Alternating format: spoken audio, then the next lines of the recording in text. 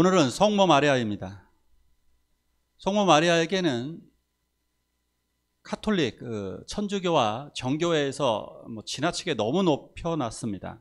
그래서 호칭을 이렇게 사용하죠. 하나님의 어머니, 지극히 거룩하신 분, 원죄도 없이 태어나신 분, 평생 동정녀이시고 게다가 부활하시고 승천하시고 우리들의 중보자가 되신다. 이렇게까지 높여놨습니다.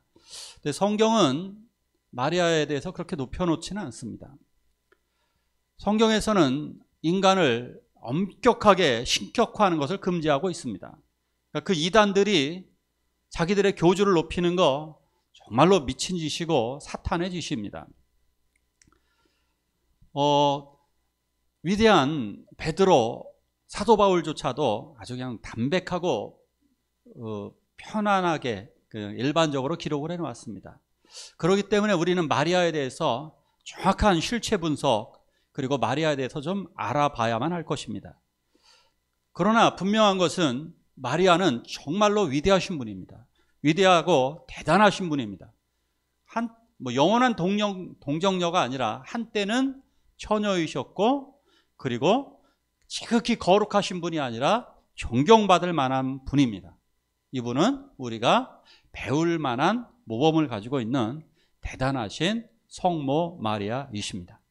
성모 마리아는 BC 한 18년경, 그러니까 예수님 그 당시 때는 18살에 결혼했으니까 어쩌면 BC 16년 이 정도에 태어나셨을 가능성이 굉장히 높습니다.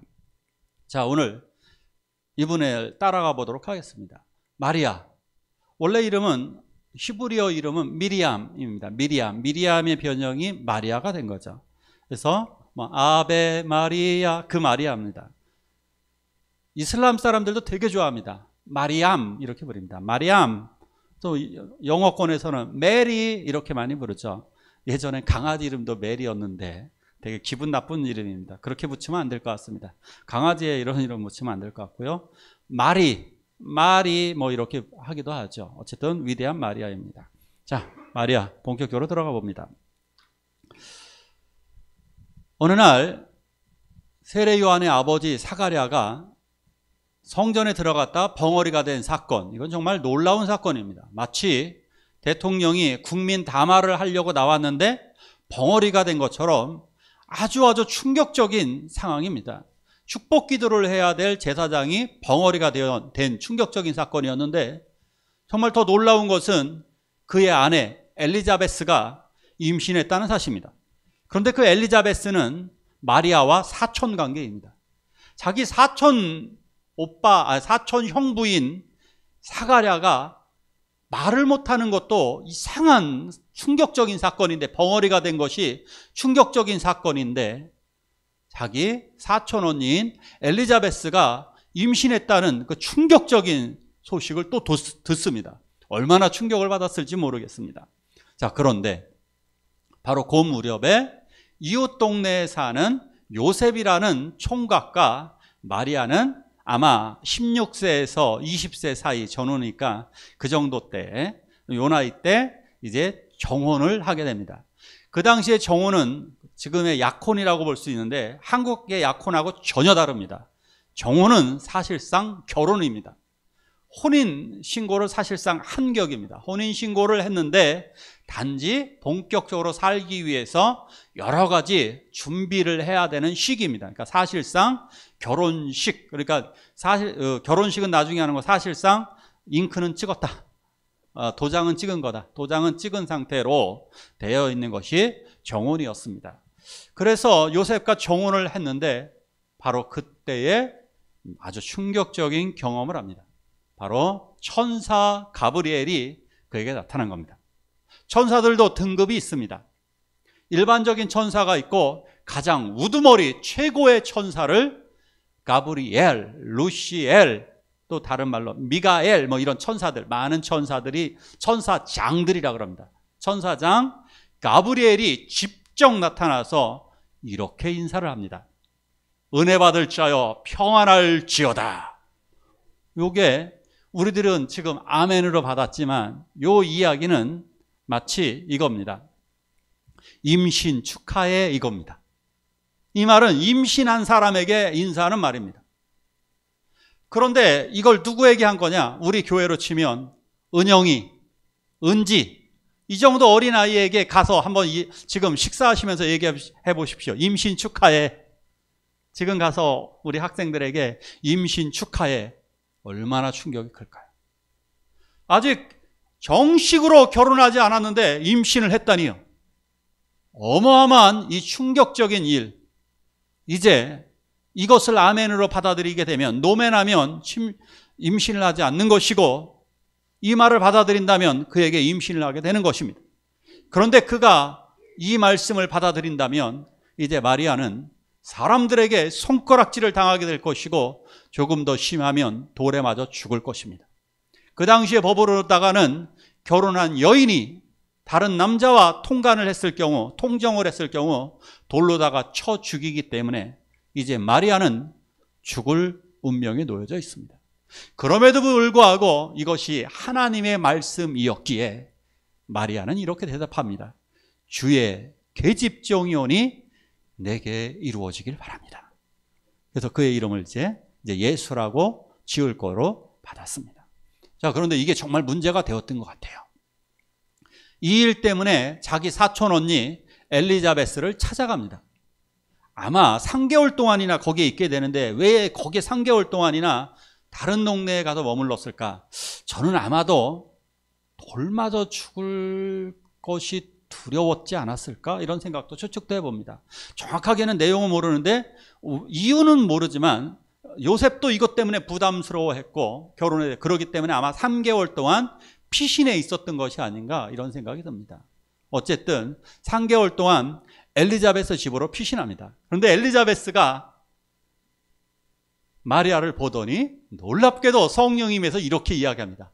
하나님의, 그러니까 내 주님의 어머니가 여기 오시다니요. 이렇게.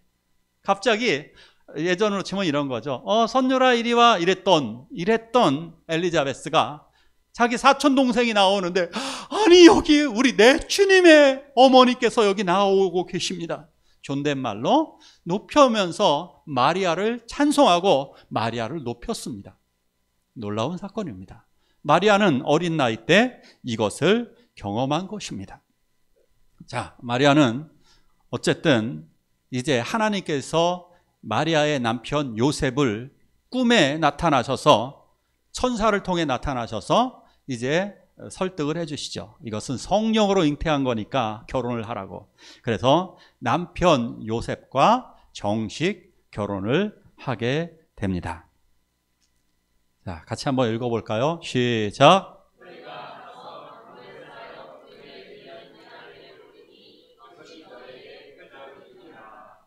아멘.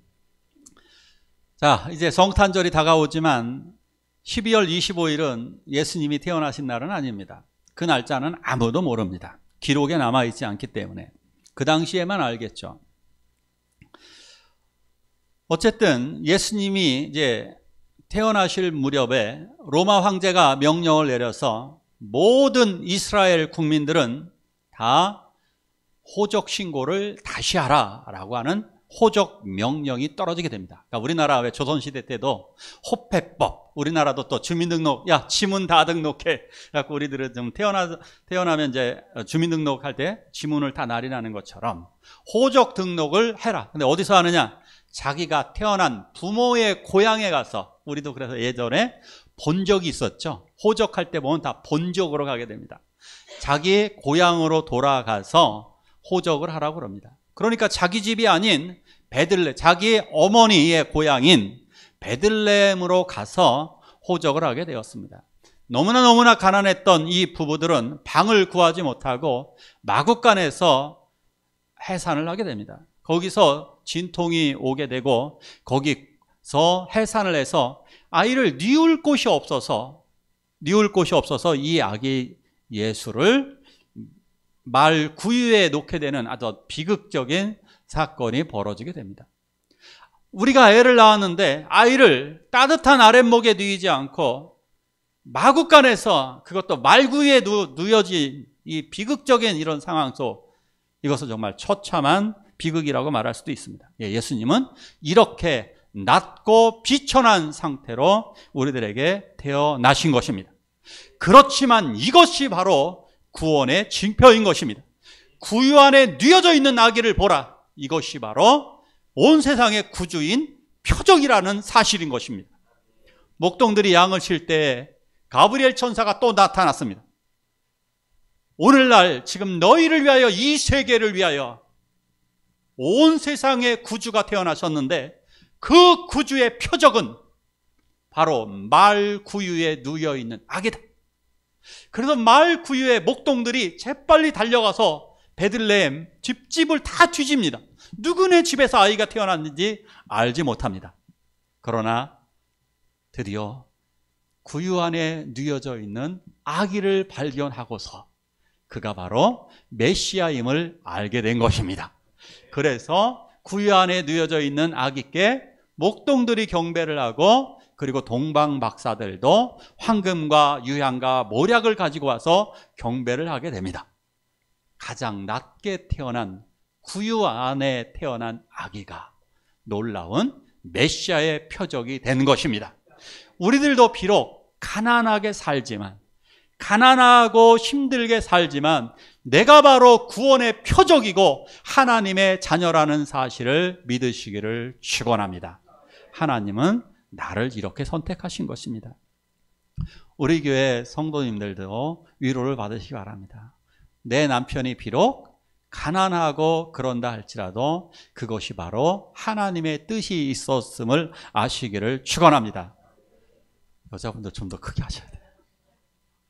가난해도 우리가 비록 이런다 할지라도 이것이 하늘에서 천군 천사가 찬양을 한 것처럼 우리가 태어나는 날에 하늘에서는 찬양 소리가 울려 퍼지는 것이고, 더 놀라운 축제는 우리가 구원받았을 때에 하늘에서 축제가 벌어진다는 사실입니다. 바로 이것을 우리가 믿음으로 사시기를 축원합니다. 마리아와 요셉은 아기를 데리고 이제 예루살렘 성전으로 들어가게 됩니다. 이스라엘 사람들은 아기를 낳으면 이 아기를 하나님께 바쳤습니다. 이건 율법이었습니다. 왜 그러느냐? 남자아이들은 다 하나님 것이다 라고 하는 것을 하나님이 선언하셨습니다. 너희 모든 남자아이들은 내 것이다. 그래서 나에게 바치는, 하나님께 바치는 의식을 행하였습니다. 아브라함이 이삭을 바치듯이 자녀들을 바치는 의식을 하나님께 행하게 됩니다. 그래서 이 아기를 하나님께 바치는데 정말 또 놀라운 일이 자꾸 연속해서 벌어지게 됩니다. 노인 시므온 선지자. 저 시므온 선지자는 오랫동안 나이가 너무 많으셨습니다. 그래서 나이 많이 드신 분들이 하는 말이 있죠. 저희가 마을 전도 가면 어르신들이 하는 말이 있습니다. 아이고, 여기저기 아픈데 왜 안 죽는지 모르겠어요. 왜 안 죽을까? 이유가 있었습니다. 여기에 시므온 선지자, 내가 메시아 구원자를 보기 전에는 죽지 아니하리라, 이 말씀을 하나님께 받은 거예요. 그런데 시므온 선지자가 성령을 통해 보니까 어린 아기를 안고 오는 거예요. 마리아가. 젊은 부부가 아기를 안고 오는데 그 아기가 바로 온 세상의 구원자임을 성령님께서 알려주셨습니다. 그러자 시므온 선지자가 너무너무 감격해서, 하나님, 제가 드디어 온 세상의 구원자를 봅니다. 막 그러면서 감격에 겨워서 눈물을 흘립니다. 그러면서 제가 이제는 눈을 감을 수 있군요. 안나 선지자, 여선지자도 똑같이, 노인 안나 선지자도 똑같이 이러한 고백을 합니다. 그리고 12살이 되었을 때 다시 한 번 더 이제 나사렛에서, 갈릴리 나사렛에서 수도 예루살렘 성전까지 6월절 축제를 위해 12살 예수를 데리고 그곳에 가게 됩니다. 12살짜리 예수를 데리고 갔는데 6월절 예배를 드리고 집에 돌아가는 길에 하루길 지나가다 보니까 아들 예수가 사라졌습니다. 그래서 요셉과 마리아는 아기 예수를 아주 열심히 찾아다닙니다. 보이지 않았습니다. 이틀째 보이지 않았습니다. 4일째 되어서야, 4일째 되어서 예수를 간신히 찾았는데 그 예수는 놀랍게도 성전에서 사흘 동안이나 3일 동안이나 성전에서 저렇게 서기관들과 같은 율법 학자들과 대화하고 있었습니다. 오늘날로 치면 서울대학 교수들과 더불어 논쟁을 하고 있었습니다. 서울대학 교수들과 토론을 하면서 이런 이야기 저런 이야기를 하고 있었습니다. 그러나 마리아가 이것을 보고 행복했을까요? 화가 났을까요? 행복했을까요? 화가 났을까요? 성질 났습니다. 성질 나가지고 등짝을 후려쳤을 겁니다. 아마 치면서 너 왜 이렇게 했느냐고, 아들아 너 왜 여기 있는 거야? 라고 성질을 확 냈습니다. 그러자 예수님은 이렇게 대답하셨습니다. 같이 한번 읽을까요? 시작.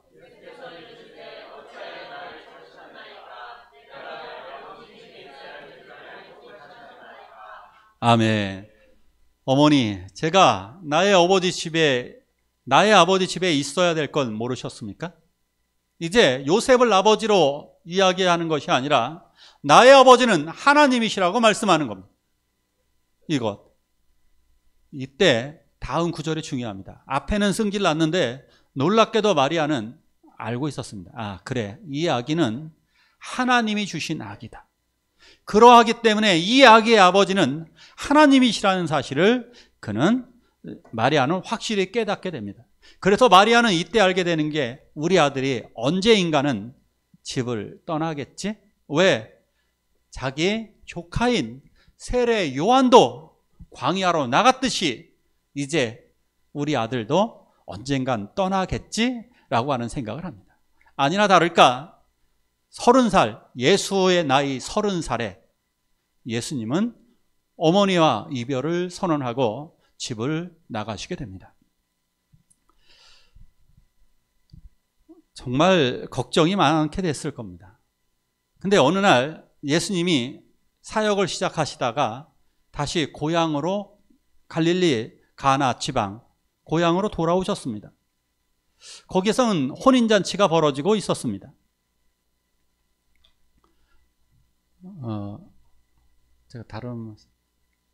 가나에 혼인잔치가 있었습니다.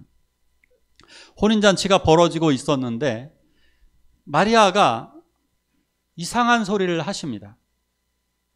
마리아가 갑자기 이렇게 얘기합니다. 예수님을 보더니 예수야 잘 왔어.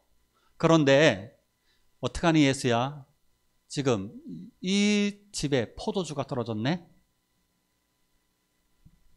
이거 정말 이상한 소리입니다. 그러면서 더 이상한 소리는 하인들에게 이렇게 얘기합니다. 너희들은 예수가 무엇을 시키든지 그대로 하라. 이거 정말 희한한 일입니다. 첫째, 포도주가 떨어졌다는 것을 얘기할 이유가 없습니다. 왜냐하면 예수님이 그걸 해결해야 될 이유가 없습니다.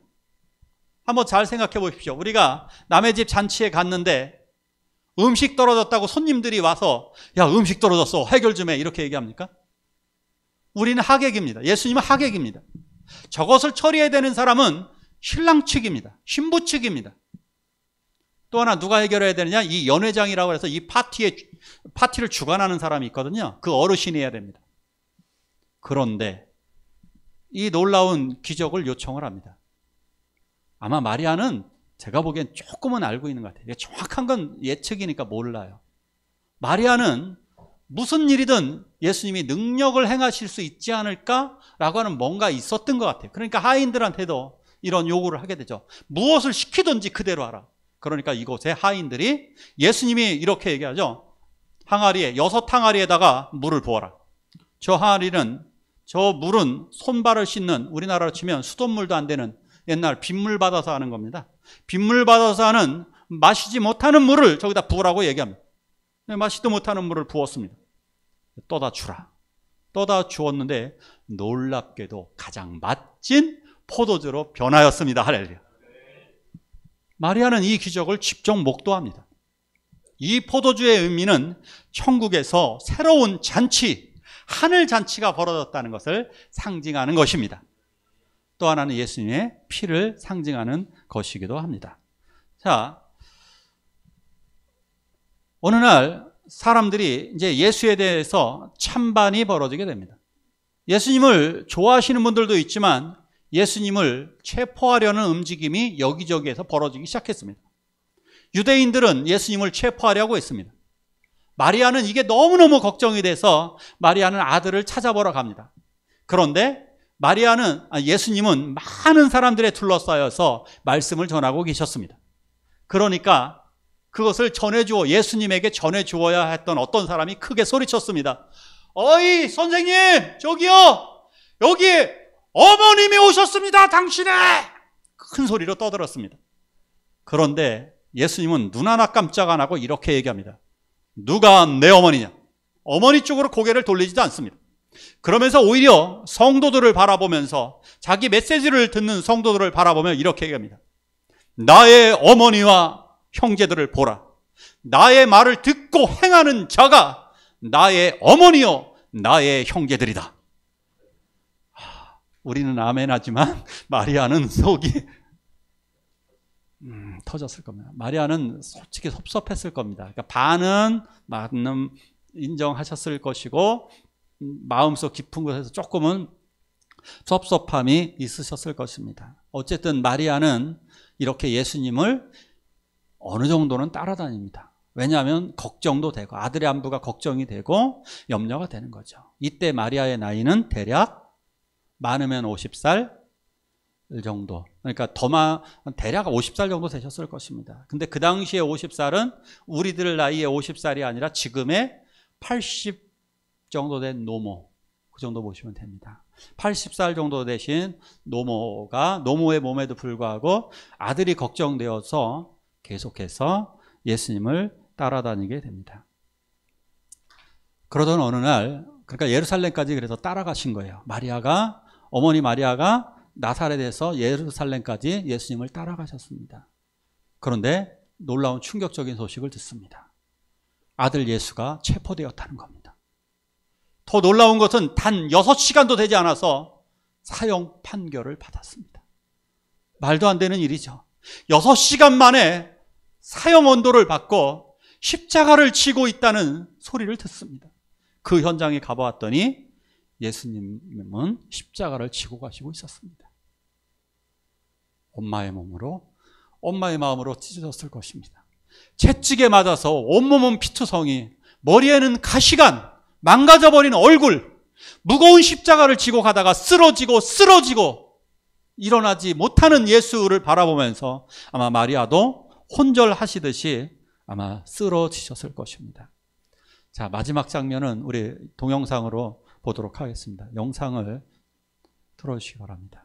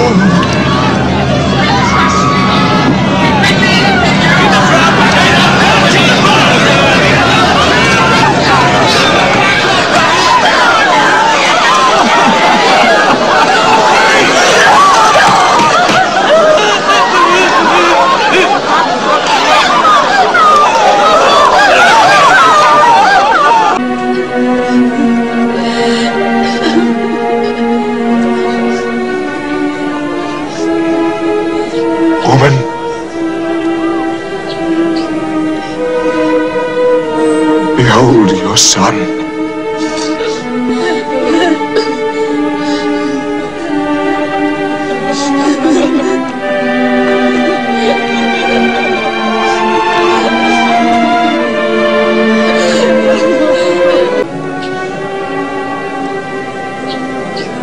Ellie!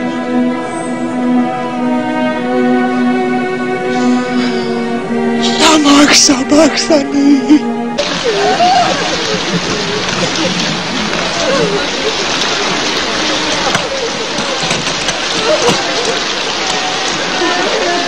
Hey, you, the family, come on, you can take the body.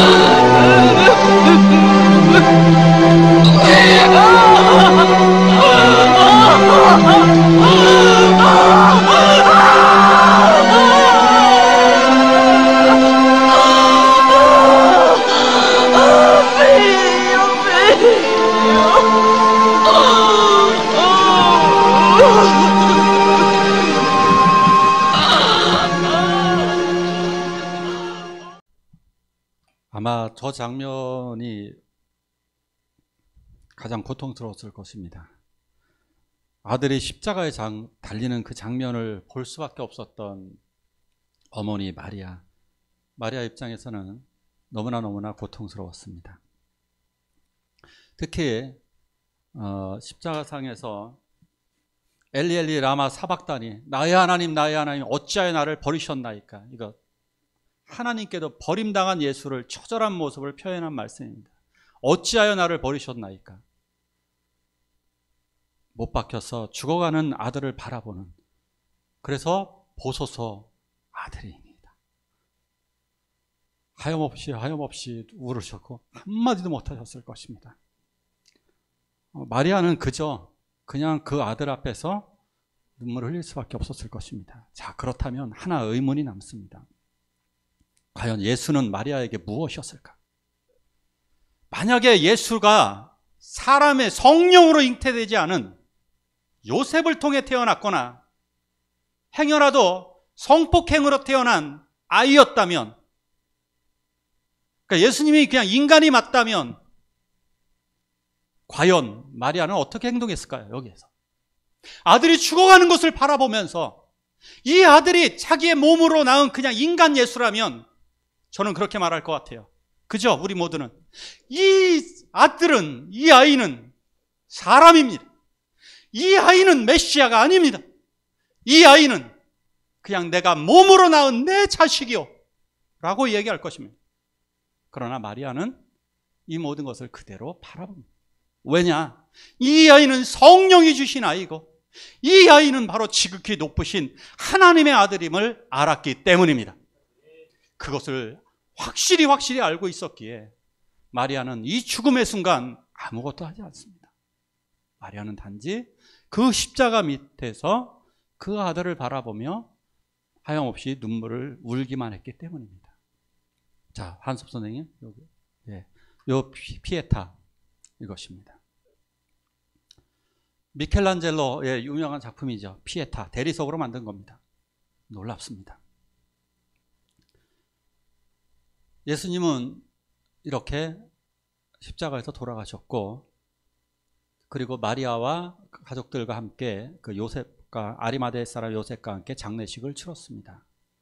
근데 정말 더 놀라운 일이 벌어지죠. 예수님이 부활하셨다는 소식을 듣습니다. 자, 그 뒤에 같이 말씀 읽습니다. 시작.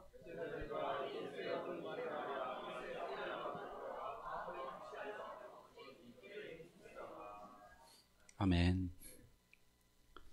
예수님은 40일 후에 하늘로 승천하셨습니다.